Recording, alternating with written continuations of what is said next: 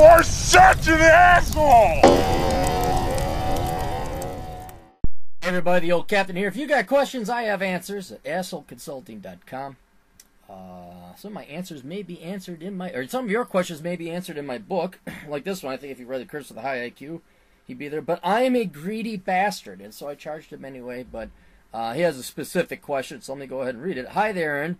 First excuse, my English is, it was self-taught. Please correct if it is necessary before the video response. Dude, trust you me, you're fine. Don't worry, it's perfectly good.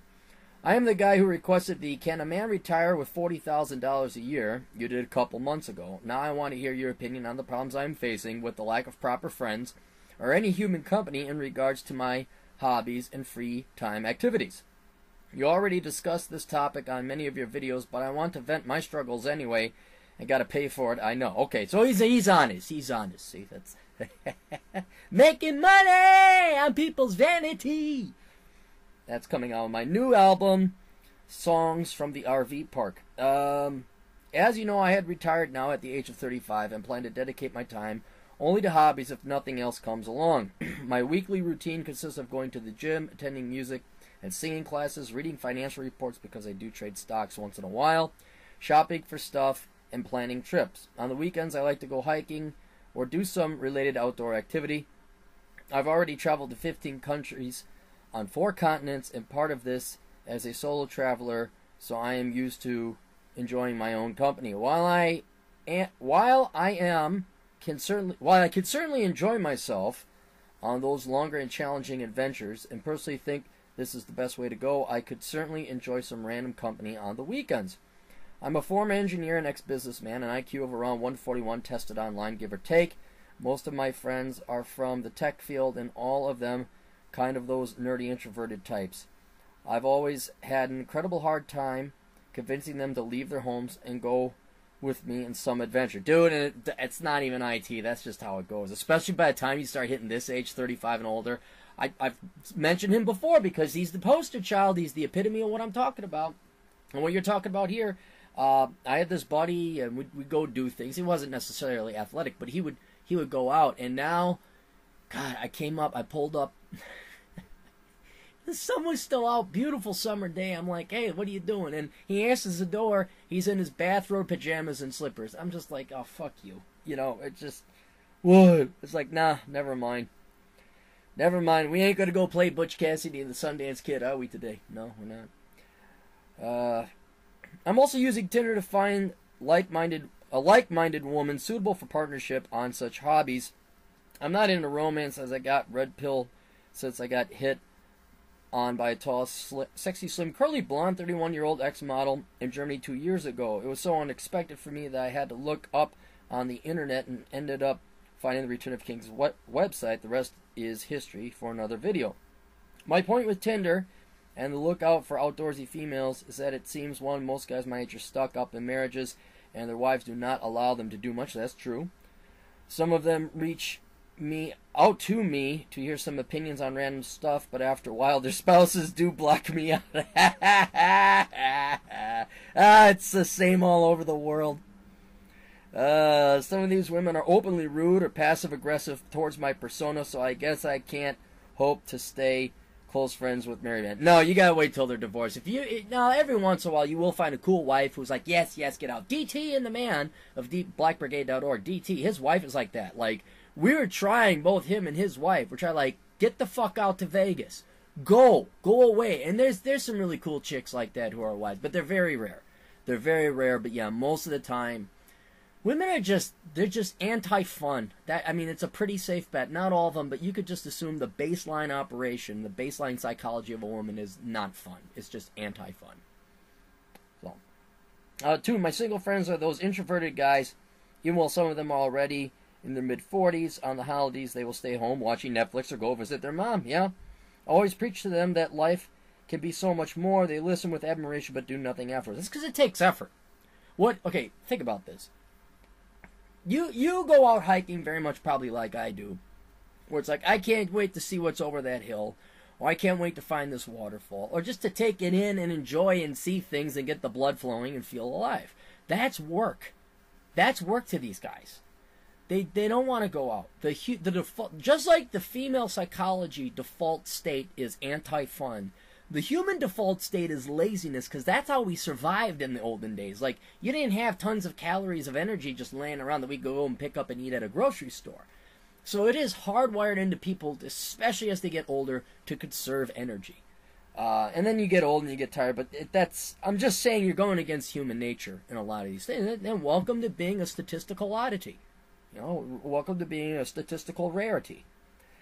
3, girls just want to have fun, even if they are flaky as hell. Maybe they are still the better statistical chance of going out instead of waiting for the boys. Well, I mean, look, the girls are different. I mean, they're going to get lazy too.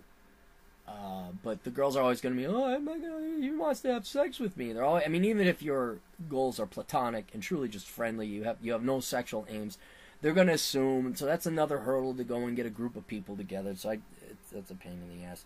I know I can't rely on that long term, and that's why I want your opinion based on your experience and things you have witnessed regarding other bachelors in your own circles. Is there now a way out of being a lone wolf in this scenario? Thanks in advance, and I won't mention your name. No, there is not. You are the lone wolf. That's the whole idea of a lone wolf. We are lone wolves, you could say we're the alpha wolves or we're the lone. But frankly, we don't give a shit. We don't want to lead the pack. We don't care. It's just like, I'm going to die. There's this planet, and unless I become an astronaut, there's this planet, and I'm going to explore it to its fullest before I pass away, as long as my budget will afford me to do that. And as I have indicated before, the human default state is laziness, survival, not adventure, and especially by your age, your psychology has cemented. It's crystallized. Not yours, although yours has too. But I mean, your colleagues and your peers, your age group. These, you're 30, 40 years old. I mean, they're set in their ways. You're not going to get them to go out. So I took some notes here, and I want to take some notes while reading through your thing. Let me do 4. Career and okay, there we go. So, to answer your question, there is not a solution. There is acknowledgement, correct diagnosis, and acceptance. All right, because I've said it before, and hopefully when I die, I can't provide you solutions, but I can provide you sanity, because some problems have no solutions. If you try to solve a problem that has no solution, you will drive yourself insane. You will waste your time. You will get depressed. You will get angry with yourself, and everybody has done this, and people to this day continue to do this. Like, there's the guy, this happened to me one time. There's a girl that broke up with me, and I was just devastated. And the hardest part was accepting that the diagnosis was she wanted nothing to do with me. And that was hard. But when you get to that point where you accept, oh, this is outside of my control, it didn't solve the problem, but it did provide sanity. Women who think that there's a magical pill they can take, that they can lose weight, or they can do up their nails, get hair extensions, they can do their lipstick, or they can do pouty faces with the camera pose, and somehow that's going to overcome the fact that they're fat, and that will magically trick some guy. No, that's insane. That's insane. The solution is lose weight. Well, they're too lazy to default human psychology, so they don't want to hit the gym. They don't want to lose weight. So what you have to do, and you're smart enough to do this and logical, I'm sure you understand this concept, is stop trying to solve the solution, or stop trying to solve the problem, fully acknowledging that there probably is no solution. Okay? So that's your first step, is to realize you're way the fuck over here, dude. You're 141 IQ, that's what, 2 and change, so you're in the top 1 or 2% of intelligent people. I did a video about how to find intelligent friends. I had to take it down because the guys said, well, you didn't tell, oh my god, you said it. And I'm like, okay, I'll take it down. I'm going to upload it, I'm going to edit it and upload it. But, I mean, that's just finding people who are your intelligence level. That says nothing about whether you like them personally, or whether they're a bunch of fucking socialist SJW academia fuckwads, or as I had a fan emailed in saying that she was in Mensa, and you want to talk about a bunch of self-pitying lazy fucks, you go to Mensa, and it's like, boy, I don't think I want to go join Mensa or even try and take the test, because it doesn't sound like a fun group. So you finding a social life, this is the problem. There is equilibrium and balance in everything in the world. I truly believe this, not just in physics, but I've seen it in economics. I believe it's in human psychology. I believe it's in humanity, sociology. The benefit of your life is you are retired at 35. You're independently wealthy. You've traveled 15 countries, 4 continents. You're going to live a life people dream of. They'll say, oh my God, I wish I... And they could, but they choose not to. Let's be very clear about that. So that is the benefit. That's the positive of being you. But adhering to the law of equilibrium and universal balance, there's going to be drawbacks. And that is you're going to be lonely. In part because statistically your intelligence, in part because of your adventuresome nature, in part because of your life philosophy. There's just not that many people that, one, have your philosophy and, more importantly, execute on it. That's the key thing. Like you and I, you ever come to the States, hit me up, we'll go have some fun and all that. But then you got to come to the United States, right? So that's the acceptance there. Now, this doesn't mean you give up, because here's the problem that with having a problem that doesn't have a solution is that the problem doesn't go away. So I don't want to say you're going to solve it, but what are you going to do in life? Just accept it and not hang out with people? You can't become a hermit. You'll drive yourself insane. So you can treat it. Let's put it that way. We may not be able to cure it, but we can hopefully treat it. And on top of it, I'm not one for defeatism and all that. So in other words, what we want to do is lower your expectations. You still think there's a hot girl who's sane, has a job, supports herself, doesn't have tattoos, doesn't have a nose piercing, doesn't have a worthless little R3, doesn't have a ton of student loan debt, and doesn't have daddy issues. That just doesn't exist. But that doesn't mean you don't leave the door open or the line in the water to catch a fish like that if it does happen to statistically and probably come along. So what do you do? What is the practical actions and solutions you could take? Well, one, keep doing what you're doing. Yeah, obviously with all your hobbies, you keep yourself mentally stimulated. You're keeping your brain occupied. That's good. And on top of it, the number one thing in life is humans, so keep an eye out for that, all right? So you're doing that. So the first thing, it's a combination. It's not that I'm wealthy. I'm certainly not independently wealthy, but I am a minimalist, and it allows me to go and travel. So I wrote this in Curse of the High IQ. You will find lots of intelligent people on the internet. There has never been a tool that you are able to filter and find not only like-minded people and equivalently intelligent people, but people that are interesting and have interests, and friends. Basically, you can find friends using Facebook, the internet, whatever else.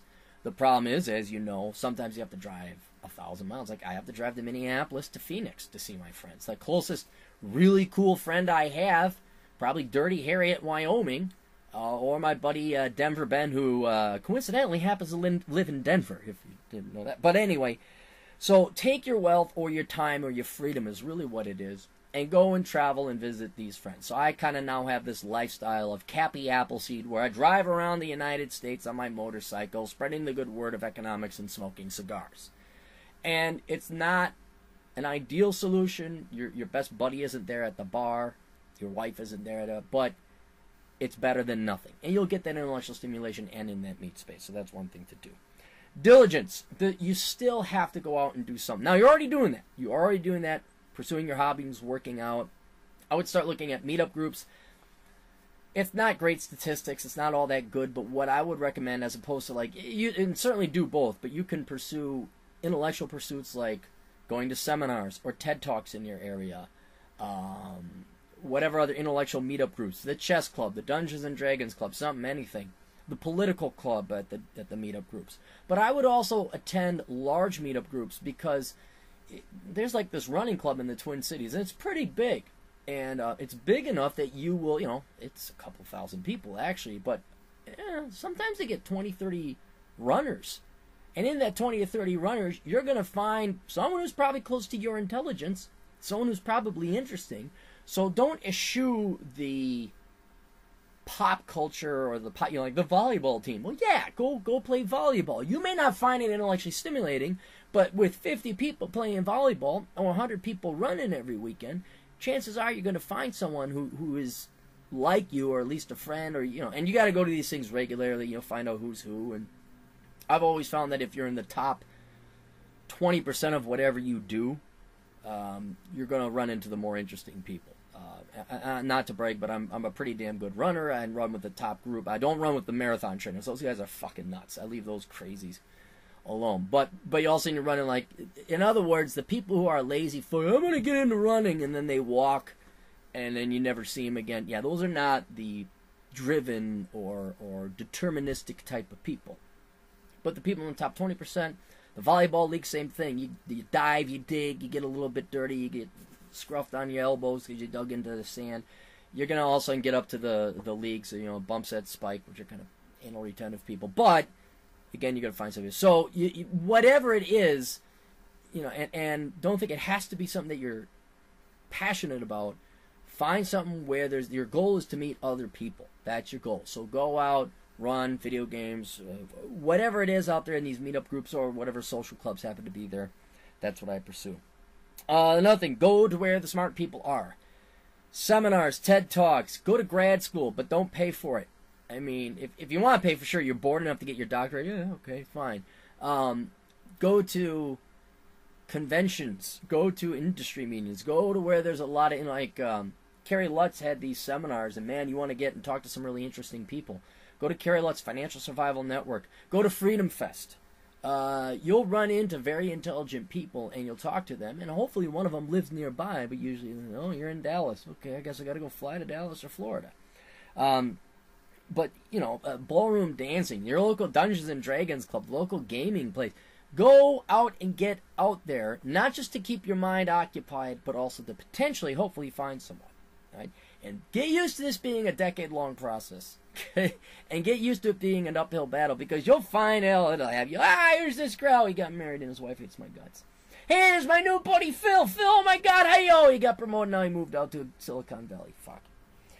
So, you also have to have a constant news supply of friends coming in. So there's that. And then the fourth one is, I would recommend in the end you start looking for something more long term, like your career. I know you retired at 35. I've known people, they get depressed. I haven't known anyone commit suicide, but I know there's a spike in suicide. It's not just because end of life or terminal diseases attack you, but guys go out, they work their 50 years, they retire, they have no point and purpose anymore. I'm afraid the same thing might happen to you. Go back and work if you need to. You don't need the money, fine. Go back and work anyway, just to go hide. My old man, he still goes and works even though he's retired, but he goes part-time just to get away from the fucking wife. I mean, and it's not necessarily to get away from the wife, but it's to get out of the fucking house. You cannot be in that environment the entire time. Go talk to the guys. Go work at a car sales lot. Go work as a bartender. Something just to get out there and be social. But go back into your career, because, look, you might travel a little bit more than I do, and you might go to places I probably wouldn't. But, like, perfect example is we went to the Hoover Dam. I've been across the Hoover Dam a million times. They're like, are you going to take pictures? I got a million fucking pictures of this already. I've been through the Rocky Mountains. Are you going to take more pictures? I got an exact same picture of this canyon. I've been to this canyon 3 times. Even the travel, this entire globe will get tiring. It will get tiring. It will lose its novelty, especially for an aggressive, adventuresome mind like yours. And so what ends up happening is you become an adventure junkie, and you can always go find, there's Kilimanjaro, there's Everest, okay, if you want to do that. But you almost have to stop and find inner peace. Not to sound like some limp dick fucking Buddhist, but I'm being serious. Like, there's actual, not the fake college, I'm a Buddhist because that's politically correct to say. No, I mean like the actual Buddhists that sit, the fucking monks. I mean, there's some wisdom there, as is all religions. But try to, that leads to the next thing, is maybe find, I don't want to say religion, but a philosophy.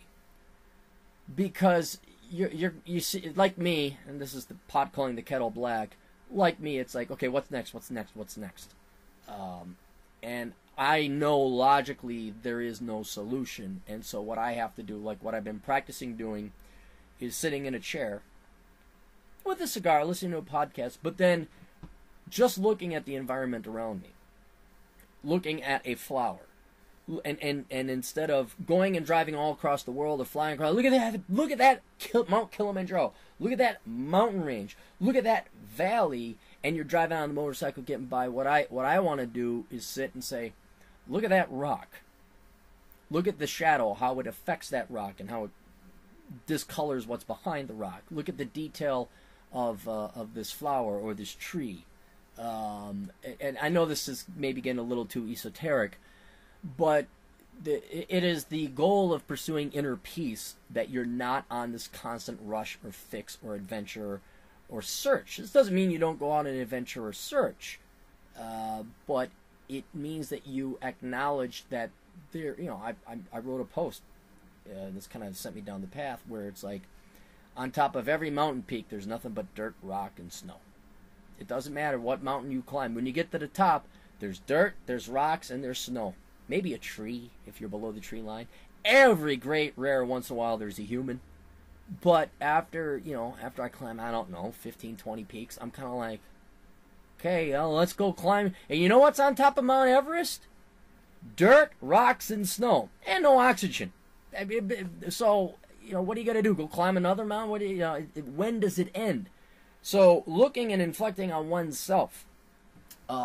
Finding a philosophy to study. If it means religion, go ahead. I've kicked around joining Judaism just to piss off all the right fucking people. Not I don't even necessarily believe, and that's why I don't join, is I don't really believe in any of this stuff. But it seems like, there'd be some wisdom there. What's the afterlife like? And by the way, it'll piss off all the fucking right people. It's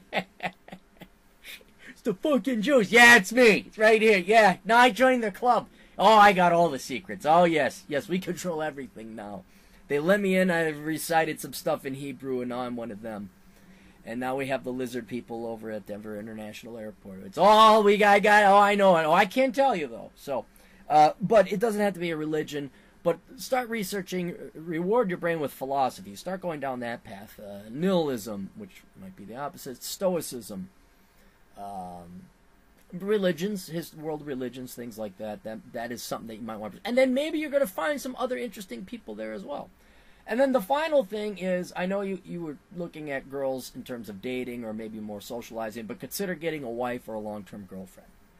Now that's going to take a long time, and I am already fully aware of the massive statistical hurdles of finding a quality woman that is going to match your life.